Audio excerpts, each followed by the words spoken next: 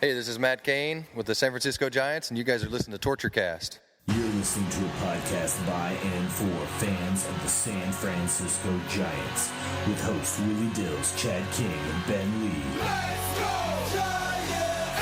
SF Giants! Let's go Giants! SF Giants! Dedicated to the greatest team in Major League Baseball history, the San Francisco Giants. This is Torture Cast.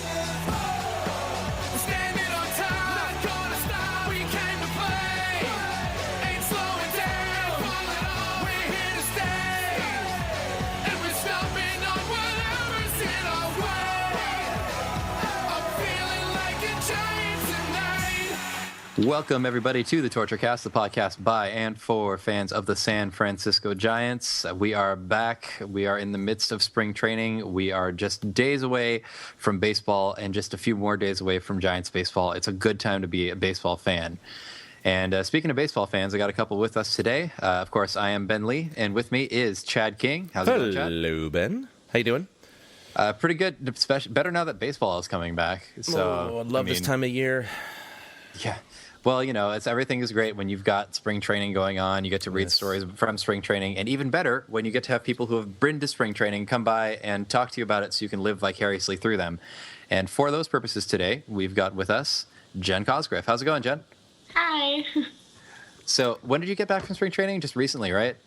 Yeah, I was there last Thursday night through Tuesday, so I've been back for 6 days, and already I hate it here because there's no baseball. That's a long trip, too, because I've only done the weekend trips before. I think the earliest I flew in was maybe a Thursday night, but left on Sunday, you know. Usually fly down early Friday morning, catch the Friday, Saturday, and Sunday games, and then fly out. But that's epic. I am so jealous of your experience, because I haven't been since 2008.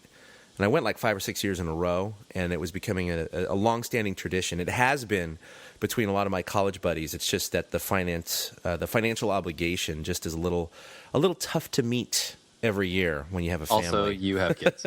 Well, that's the thing. Yeah, if I was single, I'd be blowing my money on this every year. But, you know, there's things like tuition. I was going to say, I think that's why that's my problem. Groceries and a wife who might not want me to go. So, you know. There is that. Unless she's going with, I guess. Oh, no, she has. She's gone a couple times. She loves it, but. Yeah, that's spring training for you. I mean, I haven't actually been at all. And I've been to Phoenix, but I have not been to Phoenix while spring training is happening. So I can't really say. I mean, were you staying? So, Jen, were you staying like in Scottsdale or? Yeah, we actually kind of lucked into staying at this hotel that was just a couple blocks from the Giants ballpark. And so we went to the games on Friday, Saturday, Sunday, Monday, and they were home Saturday, Sunday, Monday. So it was perfect. We just had to drive on Friday. We were right by Old Town, so we could walk to dinner and walk to the ballpark. And it was pretty amazing. We've never gone for that long either. We normally just go for a weekend, and this year we just decided to go a little longer, and it was perfect. That's pretty exciting. It was the best. And now, of course, we're the upside is even though there's not more spring training baseball in your immediate future, there's regular baseball at AT&T Park coming up, which is also really exciting. Yay! I will be there next Thursday. I cannot wait. Wait at AT&T Park? Yeah, the exhibition game. The exhibition games. For the A's. Gotcha. Yeah, I have to figure out whether I can go to any of those. I'm hoping. That's the retail schedule does not lend itself as easily to games this season, which is going to be awkward. But hopefully, I mean, anytime there's baseball, you pretty much always want to be there. So I figure that means we're going to have to make it happen a few times. And, you know. Well, I admit, if, you know, I lived close to the park, I'd definitely be taking a few more press passes throughout the year.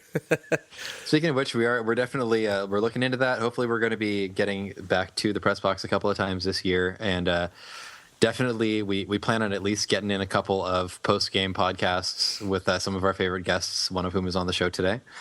So we've got some things, hopefully nothing officially lined up yet, but it's nothing is ever officially lined up with our crew. Okay, this is true. Just making that clear to everybody out there. We still managed to pull off a lot, considering that we were terrible at planning. Pretty much. So we feel pretty good about it. Yeah. Fly by the seat of our baseball, pants. though, we've got baseball coming back, like real baseball that counts. Like coming for back reals. soon. it counts so much that they had to move it to Australia to make sure that the area of effect didn't hit the United States.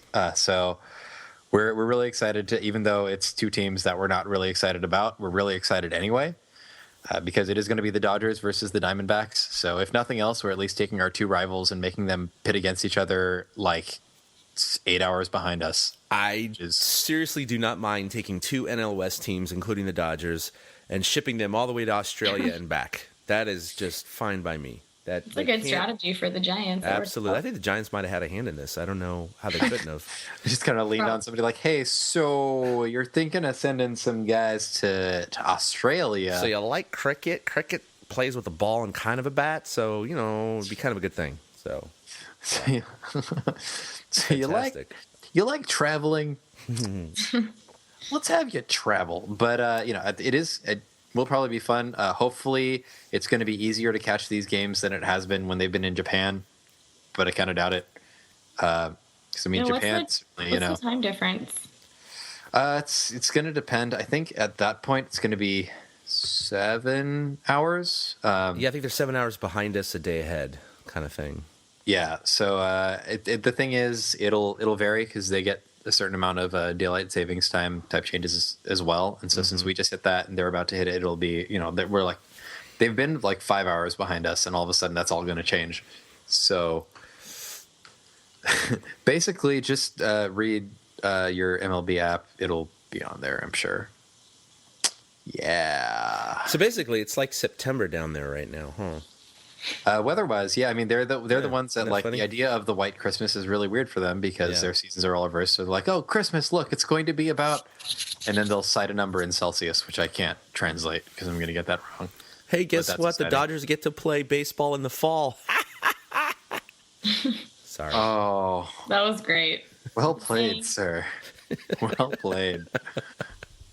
Oh, man. So we're obviously all really excited for baseball to come back, but it is kind of already back. We do have spring training going on. We've had a couple of things happening, certainly a couple of things that have made news.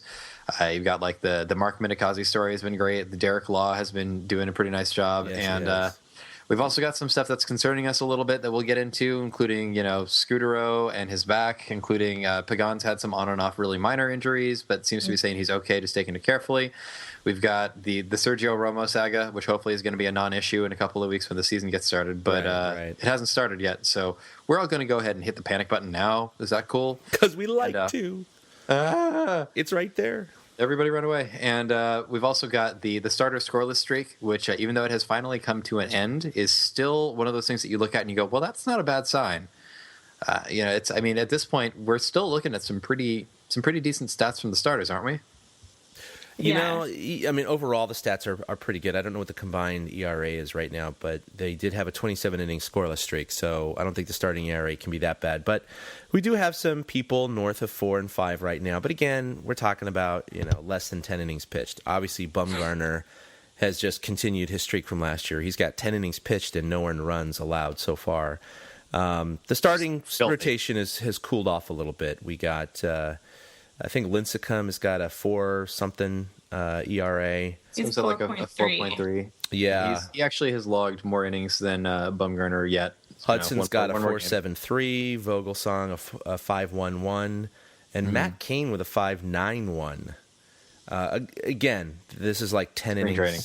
12 innings, 13 innings, spring training, they're working on stuff. I mean, every year you get Cy Youngs, you get guys like Verlander and others having high ERAs because they're maybe experimenting with pitches. They don't have to worry about making the team, yada, yada, yada. Right. But, like Vogelsong was talking about how he was trying sort of a Kershaw shoulder drop to see if he could get a little bit more up and down movement on the ball. And even though that didn't end up working for him, when he went back to the old delivery, he certainly did a little better, but he said that he learned a little more about what he needed to fix in his pitching motion by doing that, which is cool. So stuff like that. I mean, you're going to run into that all the time. I mean, we had a couple of games end in ties, which is absolutely un-American. It's terrible. It's un-American. Complete Might as well disgrace. be soccer. Complete disgrace. Ugh. Right. God. Soccer actually couldn't end in ties for a long time in the United States, which is also really funny because everyone in Europe was laughing at us so hard. I know. It's America. Can't tie. America, somebody's got to win. Let's have a duel. So I just imagined like Landon Donovan with like a sword at center of the pitch, just like, all right. I want that to happen now. Just American Gladiator style, maybe. Maybe, but like no depth. How would that work? Buster Posey and AJ Ellis just like standing on either side of the pitching mound with like really big like sticks with foam padding on either side.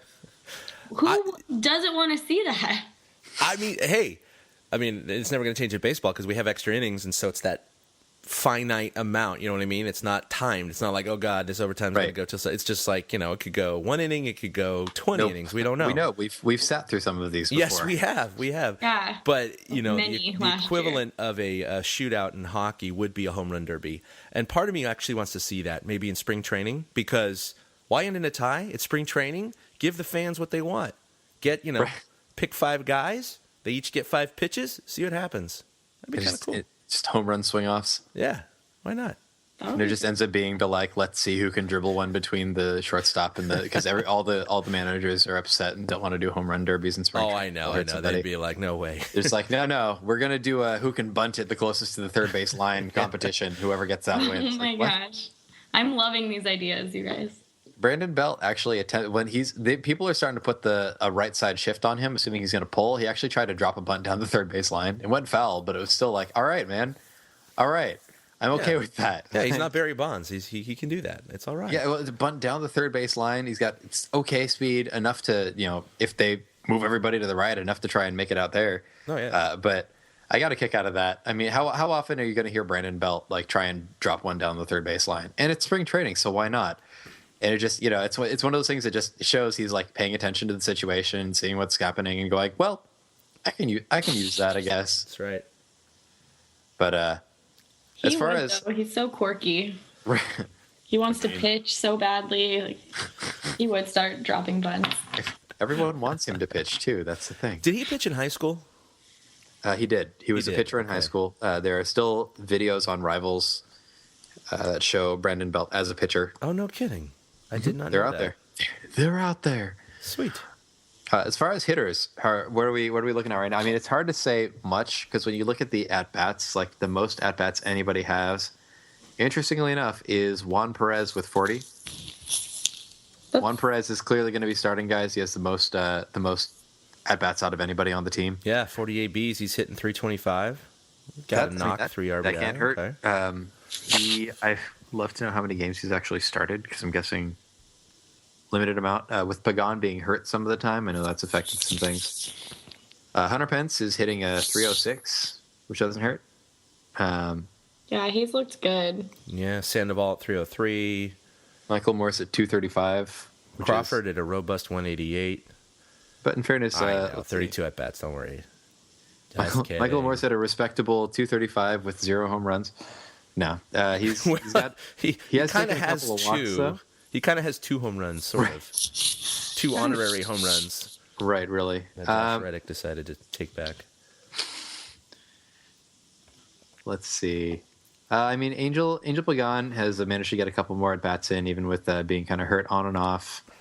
But nothing super exciting there. 217, still kind of getting into the feel of things. Sure. Mark Minikowski, on the other hand, has been on a tear.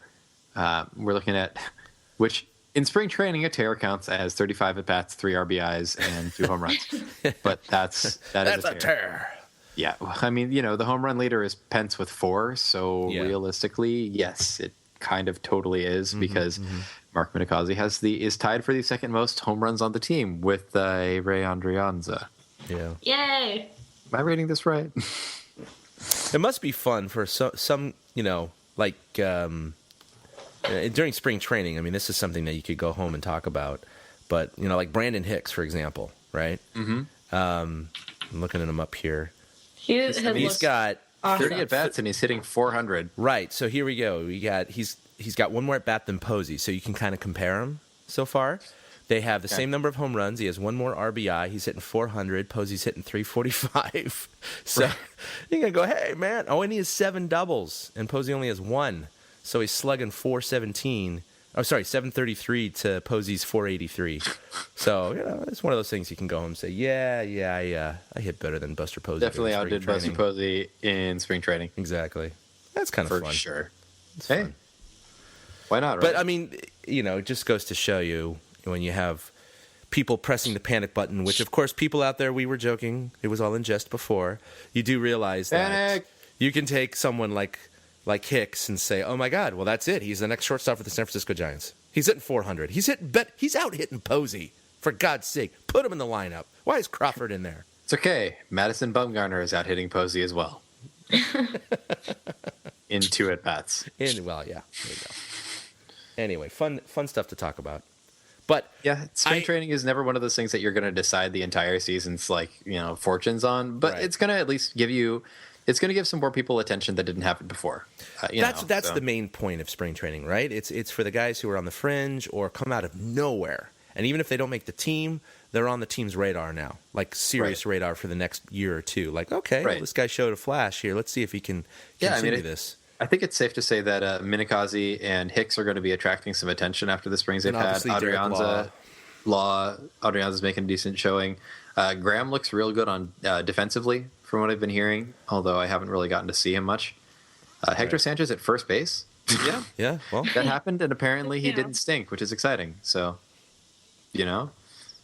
But just stuff like that. Like it's these guys that end up on your radar that weren't there before. That and it's exciting to hear those names later and go, yeah, I do know who that is. Actually, that came up, and so it's going to be. It'll be interesting. I mean, we'll see how many of these names we end up hearing again later on, and we'll see how many names we weren't expecting at all we end up hearing later on. So Jen, when you were down there in spring training, how long during that period, how many days during that period did you act as media versus fan? Exactly. 3 of the 4 games that I went to, I went in before the game to do interviews. I only did 1 post-game one, and that was Friday, Timmy against the Royals. Oh, nice. I didn't know that. That mustache up close. Yeah. Horrifying. I have no words. So, and then just Saturday morning, I got there early and talked to Morse really quick, just about how he's fitting in on the team and what it's like for him now that he's actually playing for Bochy. And then Sunday was the Futures game, so I just was a fan all day. It was really fun to just watch all of the young guys. And then Monday Little was Giants. Yes, they were Junior Giants babies. And then Monday morning, I talked to Hembry briefly, and then it was the whole Bonds madness on Monday. Oh, yes. I saw you walk in front of the camera after the press conference was over. That was pretty funny. That's awkward. Oops. I was watching it there at work. I was kind of like glancing in between doing my work and kind of listening more than anything. And then when it wrapped up, I kind of happened to look over and go, oh, the stream's still going on Comcast. And then I see you just like walk across the screen. I was like, hey, Jen, hey. So I immediately tweeted you to make you feel uncomfortable. I had to get my recorder from the table. There were so many people. It's intimidating. I was gonna say it wouldn't be Jen at a like media event if there wasn't something awkward happening at some point, So in fairness, we're just as awkward. We just No, I mean, I do want to ask you these questions just because you were down there and, none of the 3 of us were able to make it this year. So I think it's important to talk to you about this. But I heard Bonds, I mean, I saw him on video, but it's hard to kind of assess his size and kind of what he looked like. But by all accounts from the media, he had definitely slimmed down quite a bit. I know he's into cycling and clearly he's off, well, probably, most likely off the PEDs and all that because why? Why would you be on him at this point? Just for consistency, man. Yeah. I mean, but was it shockingly different? I mean, was he just so much thinner or just kind of, did he look like a normal guy, like a normal tall baseball player? Yeah, he did. It was just, I mean, I never covered the team when he was there. So I've never. Well, yeah, you were probably like 12 or something, right? Roughly 12. So I've never seen him up close before when he was allegedly on steroids. Yeah, we have to keep saying that, right? Mm-hmm. But it was odd to see him because when I got there on Monday morning, all the media people were just kind of standing in the hallway.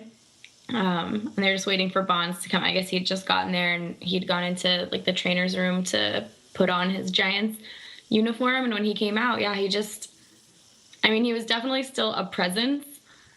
But sure, but force of personality isn't the same thing, And Bonds has always kind of had a very distinct personality, but from what I've heard, he has a much more engaging one now than the one that he put on when he was playing.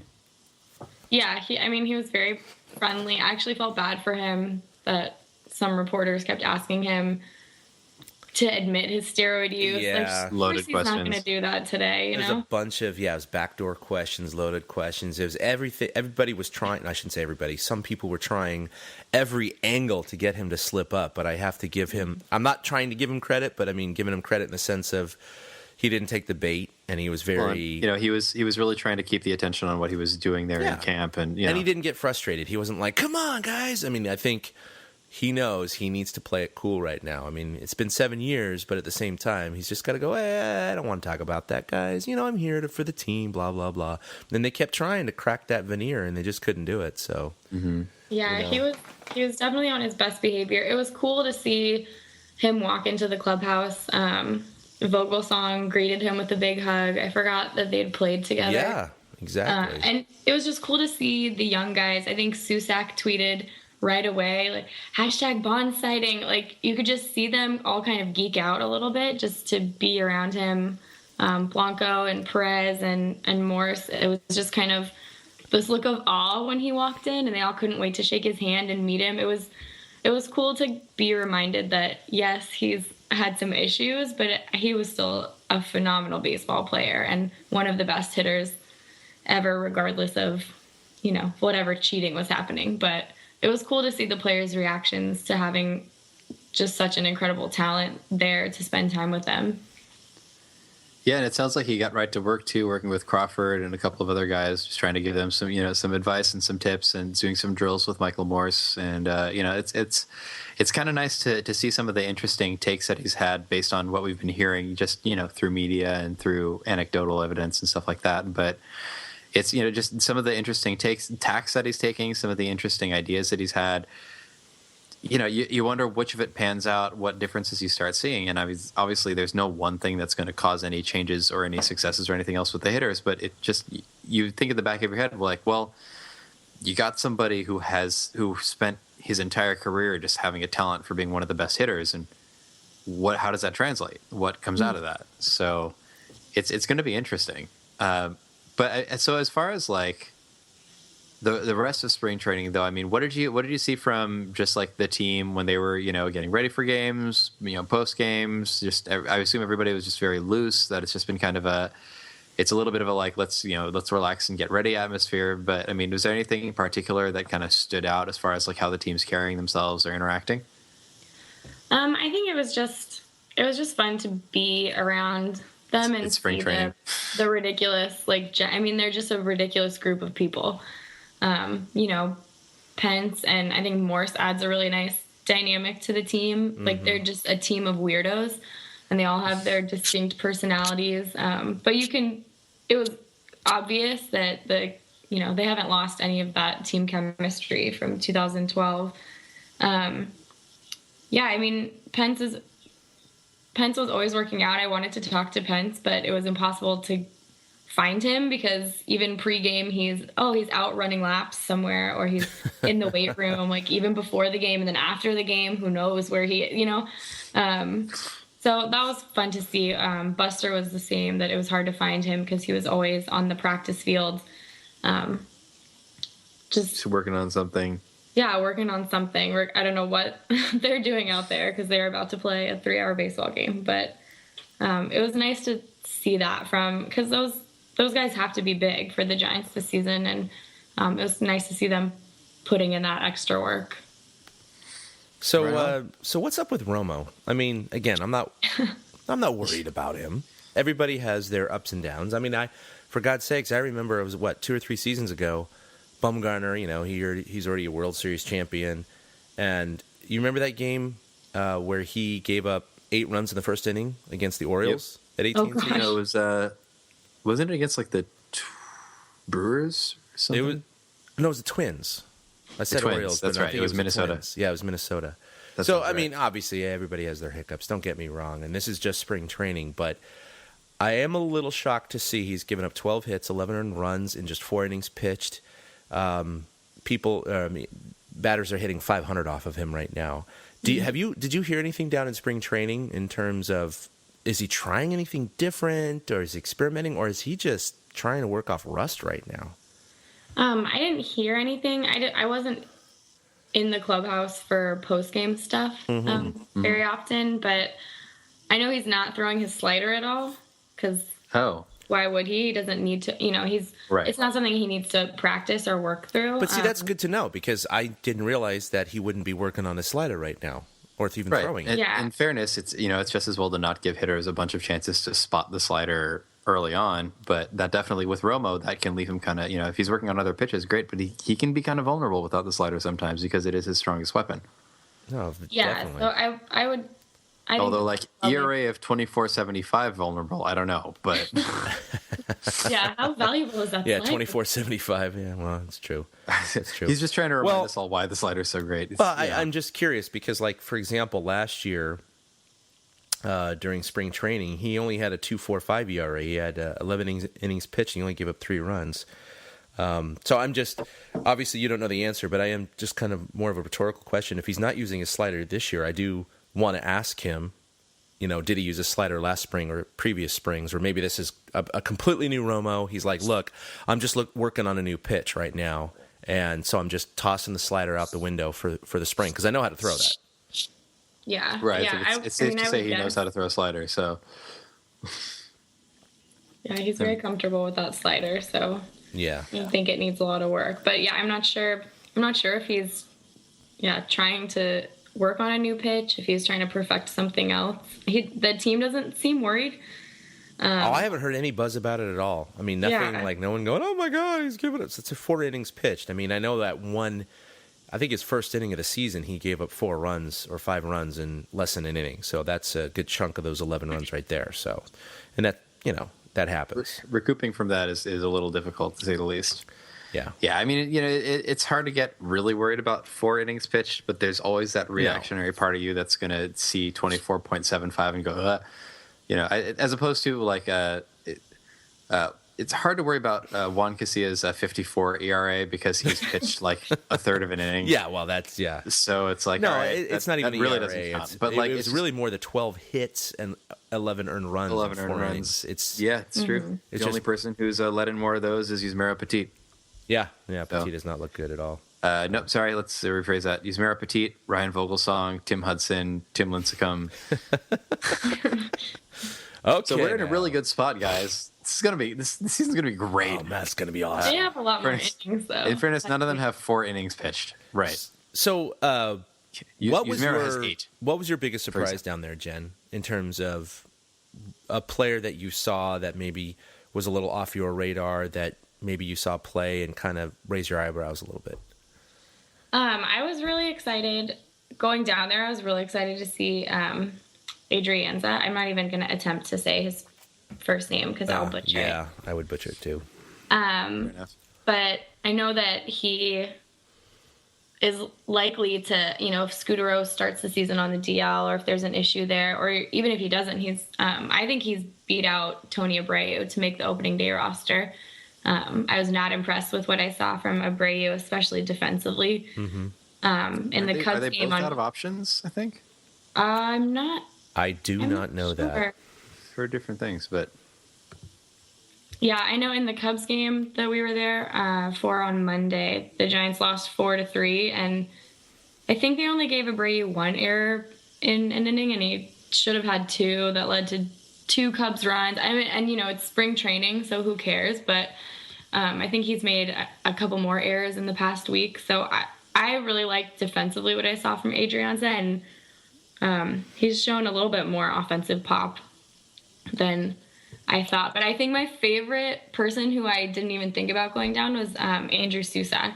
I was really impressed with his composure behind the plate. He reminded me a lot of Posey back there, which is always nice to have in your farm system. And another Posey. I don't know if offensively he's got the same pop that Buster does, but I was very impressed with how he handled the pitchers, especially the young guys. We saw in the Futures game, Kyle Crick looked really erratic, and Susak was great about calming him down, going out and talking to him, kind of blocking the wild pitches, and he's got a decent cannon because people were running on Crick a lot.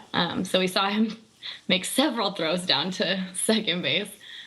I was really impressed with what I saw from Susak. I know he got reassigned to minor league camp a couple days ago. But it's nice to know that if, Sanchez or, God forbid, Posey were to go down with an injury or something this season, that we've got Guillermo Quiroz. So that we've got Guillermo Quiroz. Yeah, baby. Exactly. Oh my gosh, I forgot about him. Is that terrible? No, it's not terrible at all. It just speaks to how good Susak's been. That's all. Yeah. Yeah, I'm not even overly. He hit 267, in spring training, but he clubbed a home run. He got a home run in 15 at bats. It's not half bad, Yeah, That's as many as Posey. We sat right behind home plate for the Futures game, and so 2 rows back, and so watching him just defensively, I was very impressed. He's like a little mini buster. That can be one of the hard things when you're a younger player, especially not everybody is Jeff Arnold. Not everybody is already set to call games by the time they get into camp. But it really seems like, from what we've been hearing, because I can't say that I've seen it personally, that Susak's gained a lot of maturity, that he's really shown a lot of poise behind the plate, which has been really nice to hear about. Well, yeah, he was born March 22nd, 1990, so he's just about to turn 24. So, I mean, he's still, very young, so he's got quite a bit of time here. But it's, nice to know that he certainly seems to be making the most of what he's had so far, which is great. So, fingers crossed. Fingers crossed that we don't need him. I'm really torn. Exactly. It's like the Niners signing a backup quarterback. People are starting to diss that and going, I can't believe it. It's like... well, they did. It was Blaine Gabbert, which isn't a great idea. Anyway, I'm not even going to get on that. That's a completely it's just one of the things that was like, of... if we have to have a backup quarterback for the 49ers, that means they're not winning, regardless of who the backup is. So shut up. Yeah, right. No, if we have to have a backup quarterback that went 5-22, okay. It really doesn't matter. Anyway, let's get back to talking about baseball. Speaking of baseball and speaking of backups, actually, it's a good question that we've had is really sort of the state of Marco Scudero's back. Yeah. As somebody who has been through a couple of back injuries, and really just one real good one, was off my feet for about 3 weeks. And I'm sure whatever it was, it can't be nearly as bad as the things that baseball players do to themselves on a regular basis. So it's one of those things backs can be kind of delicate. They can twinge a bit. And Scudero really has been building up his activity level, has been ramping it up a bit. He played in a game today and hit a double in one of his first at-bats, which is great. Actually, his first at-bat, yeah. In his first at-bat, that's right, which is great. But what do and Jen, as I recall, you wrote a pretty good article kind of asking some questions along this line. But what do we do if Scudero is not ready? What direction do you go with that? Is it Hicks? Is it Adrianza? Is it Abreu? Is it make something up? It's where is Scudero at this point, and what do we do if he's not ready for opening day?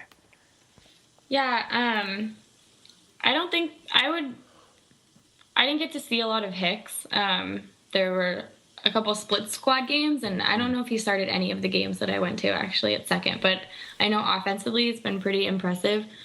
I can't really speak about his defense because I didn't really get to see him. I feel like you have to go with a solid defensive guy at second. I think if Belt and Panda have the offensive years that we kind of hope for them to have, then you really don't need your middle infield to hit 300. I think Crawford is going to give you gold glove defense at short, and if you can have a solid defensive second baseman, I think that's better for the team, and is going to get you more wins than a second baseman that's going to hit 280 and commit 20 errors. I'm worried about Scudero. He didn't look the best last year. I mean, I think he still had maybe the highest average on the team last season, but he didn't look comfortable in the I field. think it was 297 still. Yeah. It was a rough year.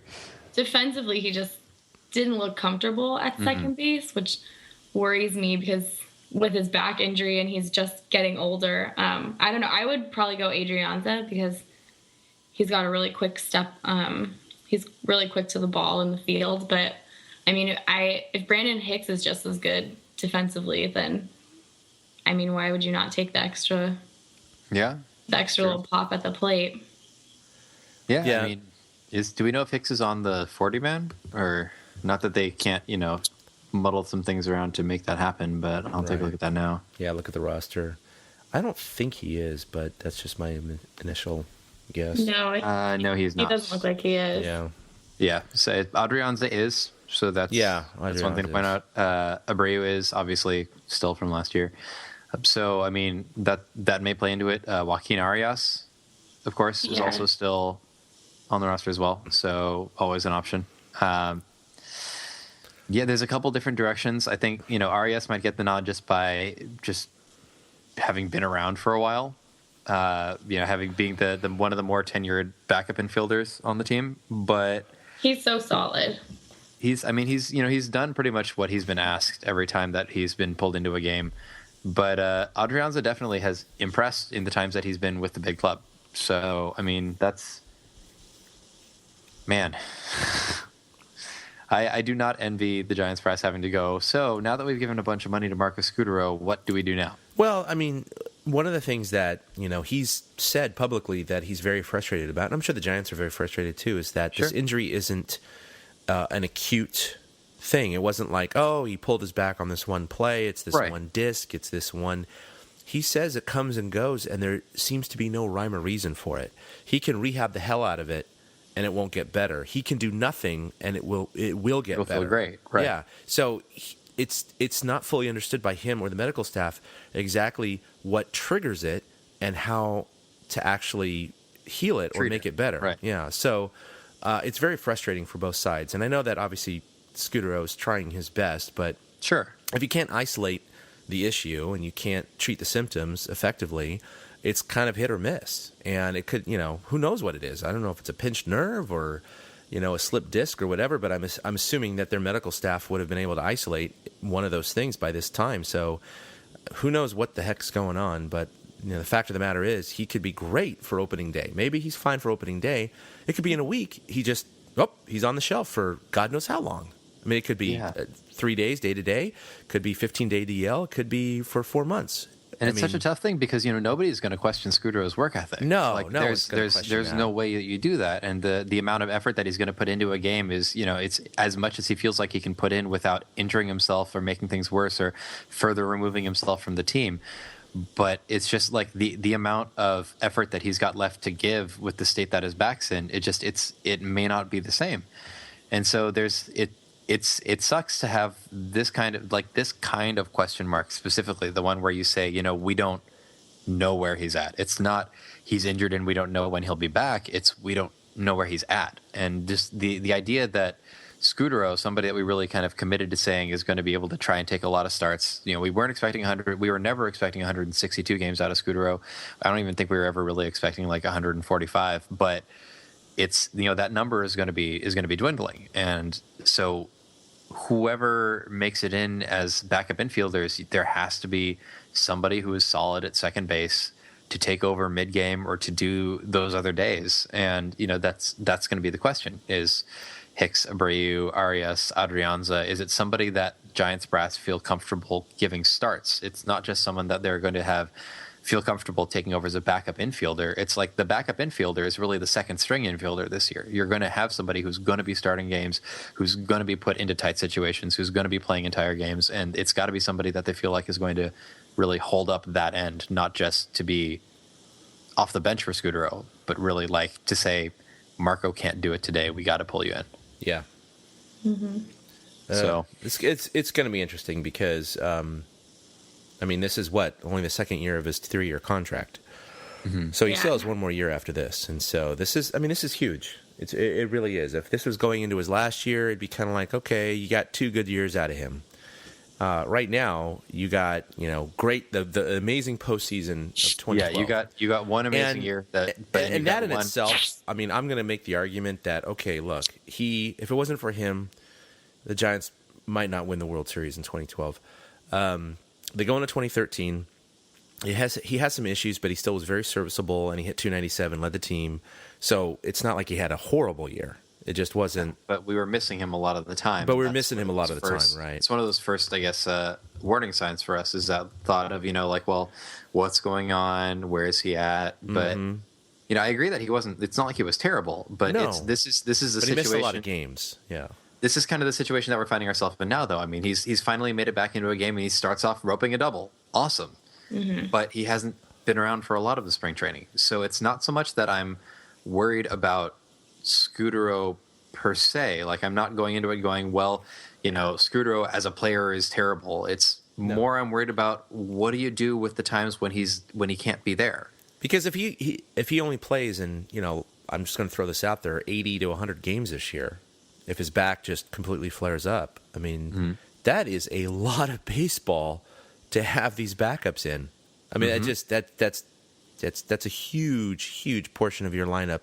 And defensively, I'm sure they can fill in just fine because Scudero wasn't exactly a Gold Glover, but Yeah, and I mean, maybe Adrianza will be, Yeah, but I mean, the backups are not going to hit 300 like he can. And not only that, but the clutch situations that he's been known for. I mean, he takes that pressure and thrives on it. I mean, Scudero really can square up a ball in pretty much every situation at almost every part of the plate, and not a lot of guys can do that. Certainly not a lot of the guys that we'd be looking to as potential backup infielders. But, Arias can be serviceable in a pinch when you need him. Adrianza definitely has more bat than we sort of were led to believe originally when he was profiled as kind of a heavy defensive shortstop for a little while. Yeah, and Adrianza might be one of those guys, if he played half a season, let's say, and got, 250 at-bats, he might pop, a couple. 8 to 10 home runs or something like that, which is fine. Yeah. It's great for an infielder, but with his inexperience and everything like that, I'm afraid he's going to be down even below the Crawford batting average. I think he's going to be in the low 200s. So it's going to be a huge hole if Scudero. I mean, I would certainly rather take a 300 hitting second baseman who only hits a couple home runs a year and can, like you said, square it up in important situations, move a runner over, not strike out with a runner on third with less than 2 outs, that kind of thing, rather than a guy who might hit a few more home runs that some of those may be completely meaningless home runs in the middle of a game or at the end of a game. So, I mean, it's going to be a huge hole if he can't, play most of the season. Here's my my question for you. Let's say over/under on Marco Scudero WAR. Let's put the over/under at 2. What do you think, Chad? I'm going to say over, but not by much. Just over. Barely. Okay. What about you, Jen? Oh, I don't know. Yeah, this is kind of a tough one because we're really not sure, like, health-wise, what exactly we're going to get out of him for sure. But Yeah, I don't know if I see him playing more than 100 games. Yeah. It's true. In fairness, Marco Scudero is the guy that essentially, like, according to, by Baseball References standings, he was worth 2.1 wins in 61 games in the 2012 postseason, or in the 2012 late season. And in fairness, that late season was kind of magical. It was. So yeah, that 61 was like maybe 100 in the normal season or something like that. But right. But the fact, this is a guy that when he's going, can give you 2 wins in 61 games. Like he is that kind of player when he's really going at it. But is he going to be that kind of player this year? And that's really the tough question. I'm going to take the under, but I think it's going to be close. I don't see Marco Scudero, if he's healthy enough to play, I don't see him being a player that's going to get less than a win. That's going to be worth less than a win, rather. I think he's going to be able to get to do something in the time that he's on the field that's going to contribute to the team. I'm just worried about, like, this is the replacement player dilemma. Like, who comes in to take over for him, and what are they going to offer you? And that's the only thing that really worries me about Scudero is the playing time, not the ability, not the eye for batting, not the talent, but just the playing time. Yeah. So. I mean, he showed today with his double that was today the first spring training game he's played. Yeah, this is the first time he's gotten into a game yet. And roping a double in his first at bat. He clearly hasn't lost any, bat speed or hand-eye coordination. But yeah, I think it's just I would take the under as well. I just don't know how often he's going to be out there. Yeah, no, it's the playing time issue. I mean, that's what it is. If he plays over 100 games, I'm confident he'd be over 2. For sure. Yeah. So I'm hoping he does. I'm thinking that he will. I'm thinking that he'll play at least 100 games this year. So, I mean, because 60 games, that's still a lot to miss. That's 2 months of baseball. You know, I mean, I'm hoping he doesn't miss more than that. Yeah. I know. I hope not. I just back injuries. I mean, even like look at I the know. one. I know. They just creep up and So, all right. So let's move over to a more happy topic. Yay. We got our tweet at me bro section, and so Chad, you found a bro to go ahead and tweet from, right? Like tele, yeah. No, Michael Morris. Actually, we talked about him last episode, and I know obviously you talked to him when you were down there in spring training, Jen, and Just, very briefly. oh, just very In briefly. passing. And then, of course, you know, Ben and I got to interview him at Media Day for about 7 or 8 minutes. Really, really nice What a great guy. Yeah, What a great he's guy. great. Totally fits in. Obviously, he's been following Hunter Pence around like a puppy dog. And They're best friends. Exactly. I mean, they're totally like it's a total bromance going. Awesome, because no one is surprised, and it's the best thing. I mean, it's not going to hurt the team. You know, not I mean, one bit. We're not talking about Aubrey Huff and Pat Burrell. Pat Burrell. Yeah. If you can be friends with Hunter Pence, the entire Giants clubhouse is going to love you. Exactly. Like, it's going to work out. So or he they're going to said- be really afraid of you and hide. But either way, it'll be fine because you're not going to get in fights with anyone. True. So this isn't one of those funny tweets or anything like we usually do, but you know, he said he was a Bonds fan growing up, but he did tag the Giants in this one saying, Mays, McCovey, Kent, Bonds, thank you SF Giants for providing the team with such great access to these Giants greats. So I thought that was pretty cool for a player to give a shout out to the team and to acknowledge the fact that, I mean, really, when you read those names, I mean, it's pretty stupendous that Michael Morris, who's, you know, a decent player, he's been in the league for a while, he's had his accomplishments, but like you were saying, Jen, some of these rookies or younger guys being able to see and get access to these amazing players, these fountains of knowledge and expertise, it's priceless. I mean, I would pay, you know, ungodly sums of money to have a 1 hour batting practice session with, you know, one of these guys, let alone Any of them. Yeah, Yeah. exactly. Let alone having a whole week or so to have access to them, just to ask them questions and bounce ideas off of. So I think that was really cool of Michael Morris to kind of throw those out, or throw the kudos out. Did you guys see you guys saw the tweets about the like 1,900 home run table? I was just gonna say I think Alex Pavlovich was like one of the first one to tweet it out, but there was one of the days it was like Bonds, Mays, and McCovey just hanging out at a table, just and just like the entire clubhouse. Giants roster ear hustling. Yeah, It's like- everyone was just like, "What is?" So they're like the 1,900 home run table. Well, right, like it's That's like awesome. 19, like 15, you know. Yeah. But like, you know, I mean, Bonds has known Mays and McCovey since he was a little kid. You know, Mays is his godfather. I mean, he's known these guys for ages, and just the stories that you must have heard from them about, it's got to be about everything, you know, about Mays and McCovey playing, about Bonds playing, about Bonds' dad, about, you know, like it's got to be all over the place. And just the idea that, like, and I imagine it was kind of the same sort of tone that some of these guys take, you know, except for my favorite was the Romo reaction walking by me, like, so that's the don't leave it over the middle table. It's like, Man, I missed that. That's fantastic. that was great. But just like, you know, it's like, what must it be like to be, you know, in one of these camps and be like, well, he'd been moved to minors already, but I was going to say be like Mac Williamson, you know, a strong hitting third baseman, and be standing there around stretch. You know, like just stuff like that is just, and that's one of the great things that, you know, you really love about the Giants organization, that these guys are not just involved, but they're involved and they're active in the organization, especially in spring training. They always make their trips out there to Arizona. They're around, and they're really trying to, like, not just participate, but be a part of the team's history, even during spring training. And You know, that's one of the great things. I've always had a question about this, and I don't mean to get material, but when you're talking about guys like Mays and McCovey and some of these greats, and this goes for other teams too, like the Yankees with their greats and other teams, but, you know, Mays is everywhere. He's always at spring training. He's always talking to the young guys. He's always showing up at games, and yes, they have their ceremonies, and he's coming down and, you know, passing balls out, and McCovey's doing the same thing. You know, clearly the Giants take care of them in terms of, you know, pension and medical and travel, and all those things are paid for.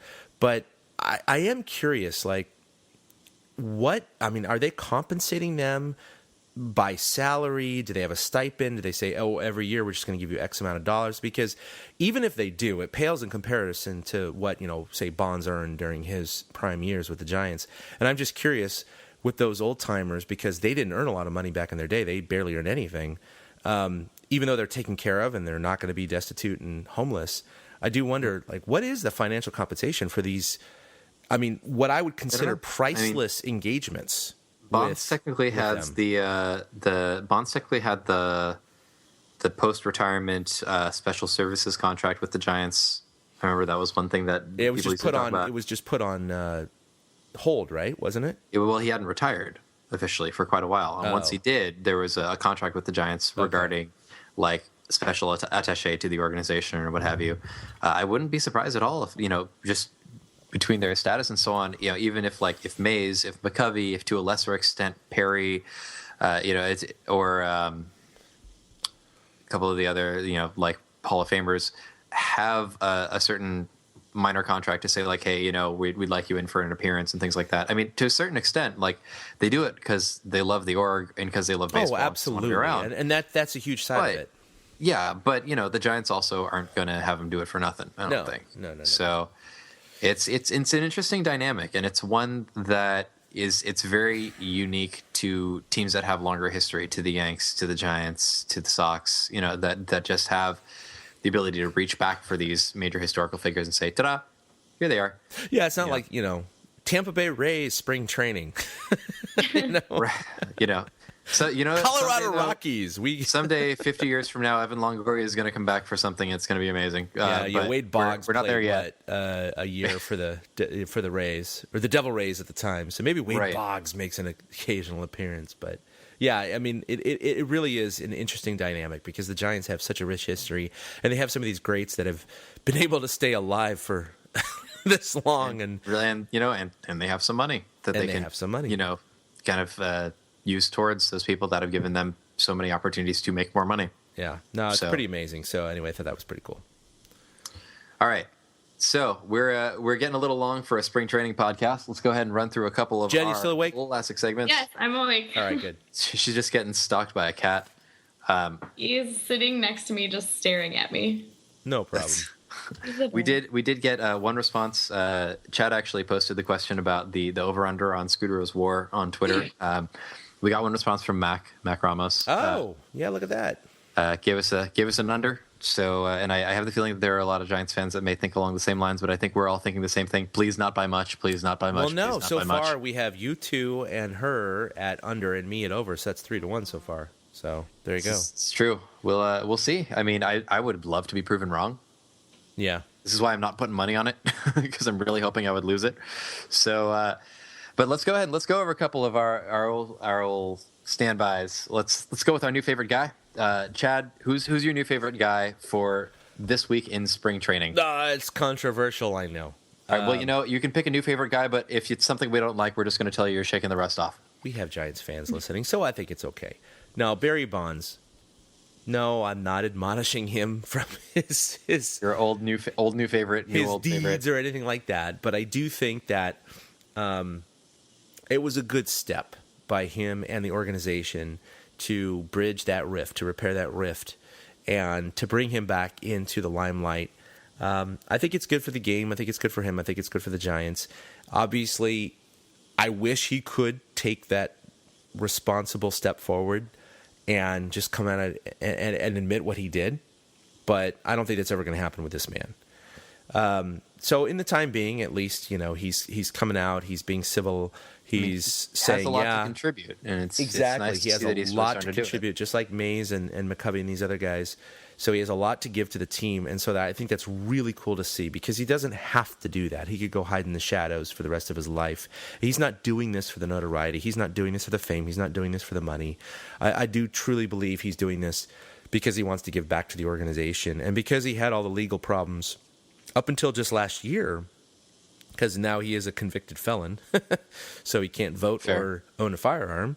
I don't think he cares about that, but I only hope not. Yeah, certainly not about the firearm carrying. I do think that. Then again, Arizona. It's a step for him, and I respect that. I do wish he could kind of go all the way, but then again, not many players are going to do that, so I can't put him in that camp of like he's the only one that can't admit what he did wrong. So Yeah, we're still not sure what Ryan Braun is doing exactly. So yeah, he still sort of didn't really admit everything. I haven't really figured out what's going on there, and I'm not going to bother. Same with Mark McGuire and Palmeiro and Sosa and all those guys. I mean, the same thing. It's like they haven't really admitted anything. But anyway, I was really it was just a nice big step to see him take and the organization take too, because you go to AT&T Park. Here's this guy who has the all-time home run record and the single-season home run record. Yes, okay, it was influenced, but regardless of that, you would think normally a team would tout that, and even though during the home run chase they did, now there's nary a mention in the entire stadium. I mean, outside the park, you have all these plaques and these concrete stamps of every single game and season achievement by all these Giants. You have some of the biggest achievements ever done by a player, and there's this tiny little sign out in center field on the brick wall that says like Bonds 762 or whatever it is, 763. I don't know. 756. Sorry, 756. That's the one that. But he finished. Didn't he finish at 762? Anyway. Yeah, it was specifically for the achievement. Right. I think that was for the there. actual passing Hank Aaron at Where it got 75. Yeah. So the point being is that it's the Giants have, at least publicly, it's an afterthought. It's like, yeah, we're just going to put this little footnote in the ballpark. And so it's a little weird. So hopefully this is going to be kind of that bridge that is going to start forming here, and maybe Bonds will be somewhat motivated to, over the next few years, to maybe own up to some of the things he did. And I think that's a good start. So yeah, and I think it's worth saying the new favorite guy segment has always been about who's our new favorite guy right now. And as far as right now goes, Barry Bonds has done a really nice job communicating. Has been a nice job being more engaged than he really kind of went out of his way to seem kind of sour as a player, and he really has kind of gone out of his way to not do that in the media the last the week that he was with the Giants. So yeah, I mean, as new favorite guy goes, yeah, I'm with it. It's something that we'd love to see continue. It's a relationship that most Giants fans certainly want to see continue, even if the rest of the country isn't sure they agree with us. I don't think he could hurt the team. I don't. At this point, 7 years in, I feel like it's not going to be a huge hit to publicity to have Barry Bonds around. Yeah. So there you go. All right. So Jen, let's go ahead and have you pick a new favorite guy. My favorite right now is Heath Hembree. I've always been a fan of his, and I mean, he's been a great closer in the Giants farm system. Flamethrowing youngster. Yes, part of me wants to see Romo go back into the setup role, just because Romo is just tiny for a closer, and Hembree's a big guy, and I mean, I think Romo's going to be pretty lights out, whether he's pitching in the 8th or the 9th. But yeah, I hope at some point we get to see Hembree appear. I had a chance to talk to him just about how he feels, how he sees his role on the team. And I was telling you guys before, I loved that all of the rookies were sitting together. It was really hard to go up and interview one of them because they were just always in a group, either playing board games or and when I went to go see if I could ask him a few questions, he was doing a crossword puzzle. It was like the nerdy rookie corner of the clubhouse, which really endeared them all to me. But he was just a super nice guy. Some of them Morris was really nice, but it was hard to get him to sit still long enough to talk to me for more than a minute. Because he was just getting ready and working out and doing all this stuff. And, Hembree just sat there and chatted with me. And, so I hope that we get to see him in the big leagues. He talked about it doesn't matter. He goes into every inning with the same mentality, whether he's closing or he's pitching in the 7th. And I don't think he gave up an earned run when he was up in September of 2013. So I'm excited to see something from him, and really he's my favorite this week because of his nerdy crossword puzzling.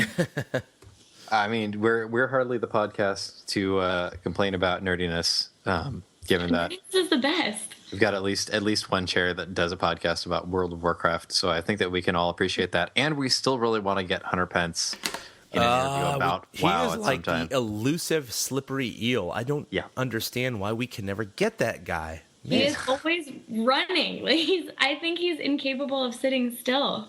I'm pretty sure that's true, actually. I know So what you once have we to do got is get him, he one of would the- totally you gotta get sit a there and scooter. talk to us, but it just he's not avoiding anybody. He's just No. he's like a ghost. all the time.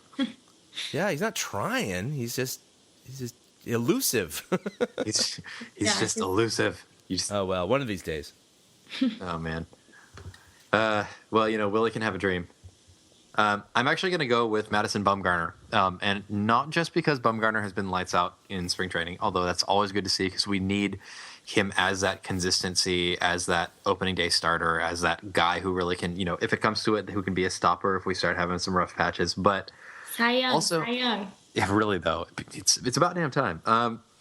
I think with Bumgarner, the thing that I really like is that he's been, as Pav and some of the other writers pointed out, he's really been making an effort to be more of a leader this year. And it's interesting because Bumgarner is one of the younger guys, not as young as when he first came up, which I keep forgetting. I'm still used to him being this like fresh-faced 20-year-old in my head, but Bumgarner is a guy that you don't expect outwardly spoken leadership from, but he's starting to show it a little bit. He'll talk about the team, not just about himself. He'll talk about what's going on with everybody, and it's really give the impression he's watching and offering opinions, and that's been really nice to kind of hear a little bit about. But he also is very much trying to lead by example right now, and that's something like with the two together, that's something that I feel like is giving Bumgarner more of a veteran complete package kind of feel, and that's something that I think it certainly can't hurt to have another clubhouse leader in the clubhouse, even if it's one that's going to, pull his truck up in Walnut Creek and turn his high beams on a deer. It's going to be good. It's something that I really like.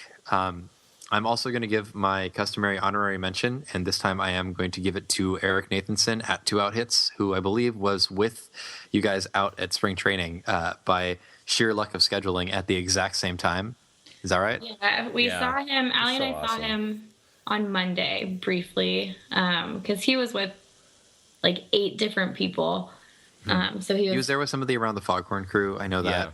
Yeah, so he was splitting time with a bunch of people, but we did talk to him for a couple innings during the Cubs game on that Monday.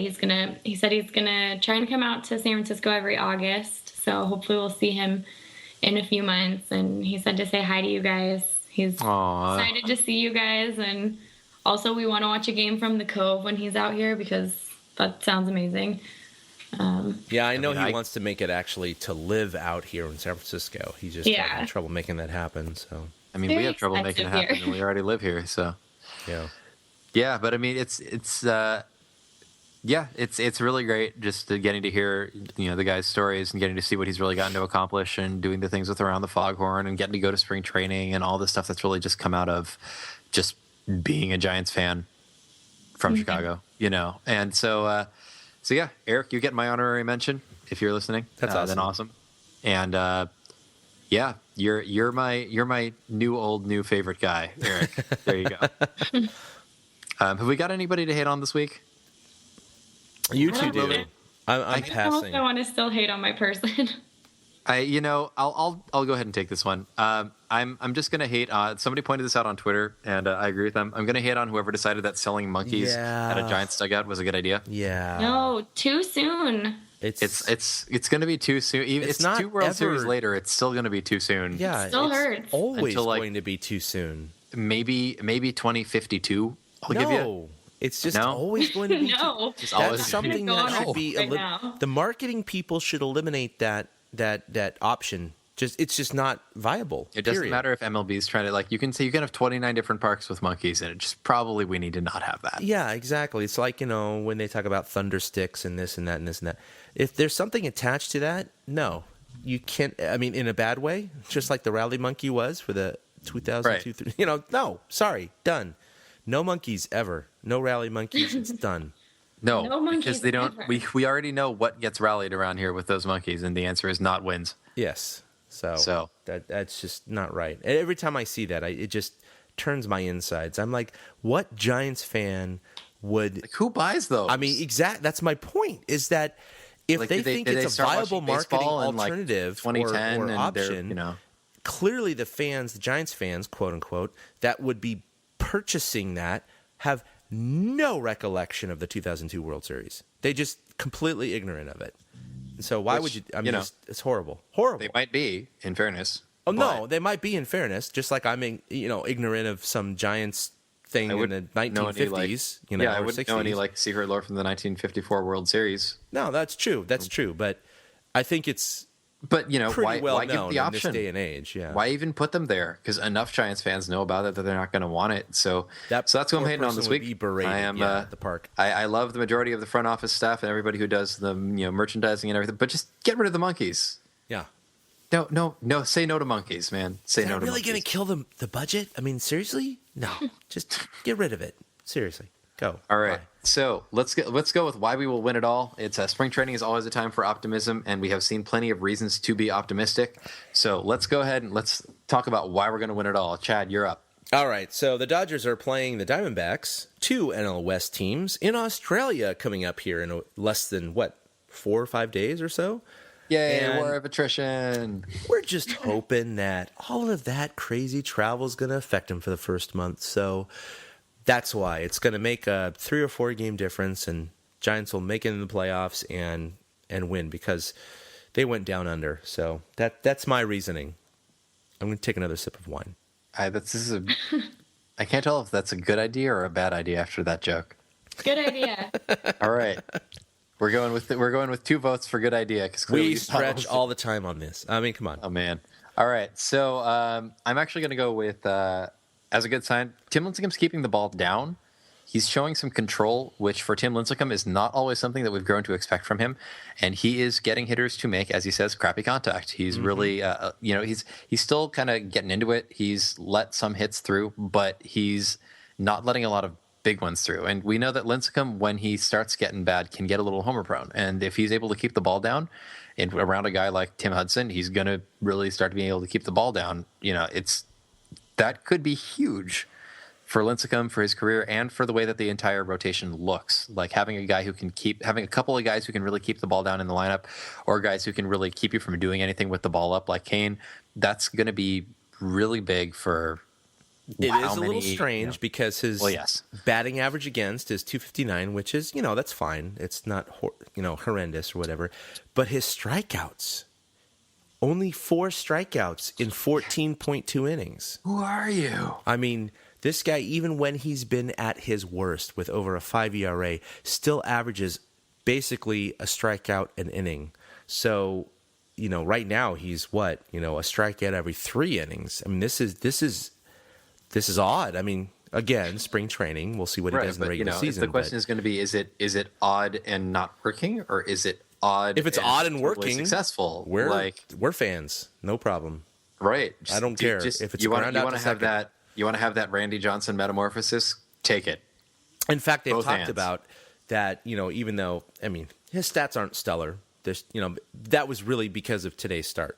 To be honest, he gave up 5 earned runs in 5 innings against the Angels. So he's only given up 7 earned runs this spring. So that was the bulk of it today. So his ERA was like 1.8 something before today's start. But point being, his pitch count has actually been quite low. As far as pitches per because he's not only wild, gives up a lot of walks per 9. But his strikeout totals are high. Pitcher, and so when you're a strikeout pitcher, you go deep in the count. You have at least 4 or 5 pitches per batter instead of 1 or 2. So that could be a good sign, because if he can pitch to contact, weak contact, have decent stats, I'll be happy with a 4.0 ERA. I mean, that's the Lincecum we expect. It's really weird to say that now, because if you travel back in time 3 years ago, you'd slap me in the face saying Lincecum, 4.0 ERA is great. No. What the hell are you talking about, Chad? That's horrible. But that's what we're living with now. This is the Lincecum we have to expect. But if he could maintain those stats, a 4.0 ERA, but get an extra inning or inning and a half out of his starts, that's going to save so much on the bullpen. So I think that's a win-win. So not running up a huge pitch count is that could be a huge thing for Tim Lincecum. So it's going to be really interesting to see how that transformation works. What about you, Jen? What have you got for why we will win it all? Well, I know I wrote down. Well, I think offensively this team is going to be better. I love Blanco. He's very streaky. I think Morse, if he's healthy, I think he could give you 15 to 20 home runs, which is not something they've had from left field in a long time. I think that Pence is Pence. He's clearly insanely working out. He's all over the place, in amazing shape, and he's got 4 home runs this spring training. And I heard that Bonds really bonded with Pence and Morse, which who doesn't bond with those two, I guess. Everybody likes it. It's just they're just so lovable. They are. And bromantic. So I think they spend a lot of time together with, taking a lot of advice from Barry. So I just think that I really like the Morse acquisition. I think he's going to bring a lot more pop than they've had. I think, Posey looks good. And with a skinnier Sandoval, I think Belt's going to have a good year. I think offensively they're going to be averaging more runs than they have in the last few seasons. Also, though, I really wanted to say that we're going to win it all because of Mike Morse's Twitter. It's my favorite thing on the internet right now. He tweets to himself a lot, answers his own questions. If you haven't been on it, go and find it. It's my favorite. He's so bad at Twitter that it's amazing. The best thing on the internet. At mcode38, is that right? Yeah, so he Did he change it? didn't he hang up Twitter for a while? He did for a while. I think he just recently. Yeah, I don't know if because he you just have started Michael back up, as I Morse's recall. beard that took up the Twitter account. Well, not his Twitter account, but he basically was, his beard that kind of He was was his acting proxy. Yeah, he was acting as like him. and it was a beard account. We've seen these from Jay Worth, from Brian Wilson, and so on. Yeah. 2 for Brian Wilson because he has so much beard that he had to have 2. That beard, accounts. I can't even talk about it. It's so Makes me gross. angry. So the bush that he is physically attached to his face. No. At this point, it was kind of fun to have that, but as expected, it's even more fun to have Michael Morse on Twitter. Oh no, I love it. I love his tweets. He was tweeting about Frozen the other night. Oh, this is gonna be good. Oh, yes, that's right. fantastic. He was tweeting about the Little Mermaid the other night. Yeah. He Yeah. jumped up on, I think. Yeah, he retweeted, or he tweeted us back because I tweeted 'Cause you out saying, caught "Oh, it. you're looking for the Little Mermaid." Yeah, Called So, out. he's fantastic on Twitter. I love it so far. I love that he uses sometimes only emojis to speak to his teammates. Like, he and Pence will have whole conversations with no actual words. And like today, I think When I use TweetDeck, I don't see those emojis because it's all squares. Oh no! So I have to go log into Twitter on the web to see what the emojis are. First world problems. I know. It's the same like today. He and Crawford were doing that, and I thought, aren't you? You guys are probably in the same room. Like, I know. but It's I like my just- wife and I texting each other from the next room. It's like, what the hell are we doing?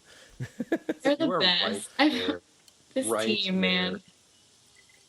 I admit, I would love to be, kind of the equipment manager on this team and just kind of like, Watch that. witness some of this stuff without interacting. Just because there's so much stuff that just is not getting out there. You know this. You know that.